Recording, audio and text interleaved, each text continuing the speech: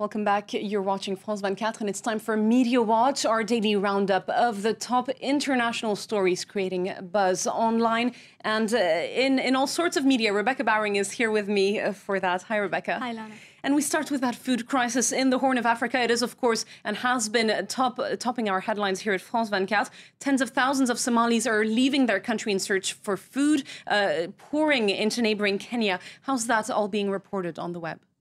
Well, actually, there are a number of articles today looking at why this food crisis wasn't kind of headed off earlier. Why wasn't there some kind of preemptive action? So we'll take you straight to the computer and take a look at this article, which is on the Guardian website. The Guardian Development Network is talking about why scientists actually have an important role to play here, because many organisations that were monitoring climate conditions in the Horn of Africa weren't at all surprised to find out that that a state of famine was announced last week in certain parts of Somalia. The question really is there, why didn't they sound the alarm earlier?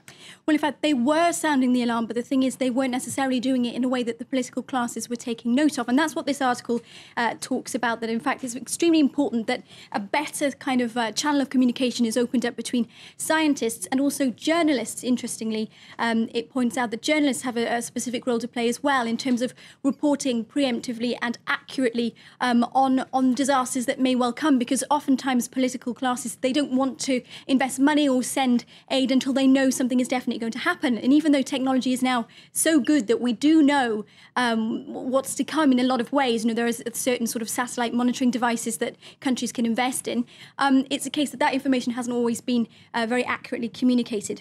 Now, speaking about journalism, there's a certain amount of citizen journalism going on with regards to this crisis in the Horn of Africa. If we have a look at a very good website called Storyful, this brings together, kind of collates different ways in which social media are reacting to stories and situations. And it's talking about, well, Somalia and the agonising trek to survival. So it's about the plight of the refugees, as you say, streaming out and into neighbouring Kenya. And this particular article points out a couple of relevant tweets. So if we go on to Twitter, we can see that one of the trending topics is hashtag Horn of Africa. And in fact, we're seeing more and more Twitter users sort of sending out a rallying cry and using this hashtag to try and encourage people to send food aid and donations.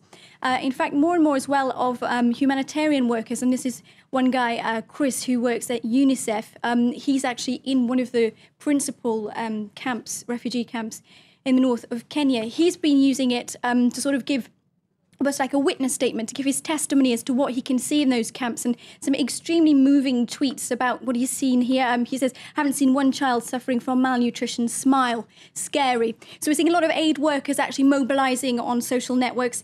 And as we know, it's extremely difficult, as you were saying earlier, to get food aid into parts of Somalia because of Al-Shabaab, because there's militant groups controlling particular areas. It's difficult to penetrate, particularly into rural zones, and starving families are streaming out now. So we get these first-hand accounts there from aid workers. Exactly, we are. And we're also getting to see a little bit of a particular project that's gathering pace online here on the Global Giving website for survival backpacks. And these backpacks contain shoes, a blanket, a water flask, things that you need when you're homeless in the desert. And there's a group of filmmakers.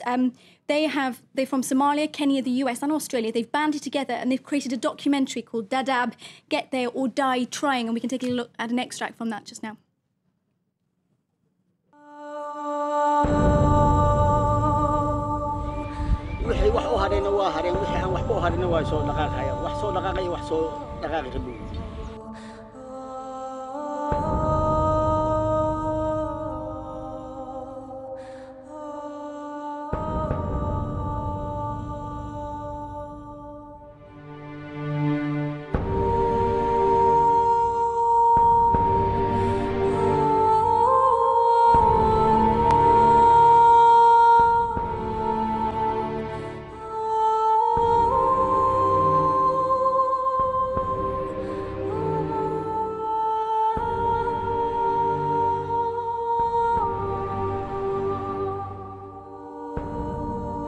obviously some pretty harsh and very moving pictures there. Hopefully that can spur people to action. I think that is the idea behind it, yeah. We only have the time for one quick last story, Rebecca. You know, the French are known for their strikes, for their protests, fighting for their rights. In South Korea, a one-woman protest is attracting a lot of attention. Kim Jin-suk is the name of this 52-year-old woman. Her story is in the Asia Sentinel, an online publication.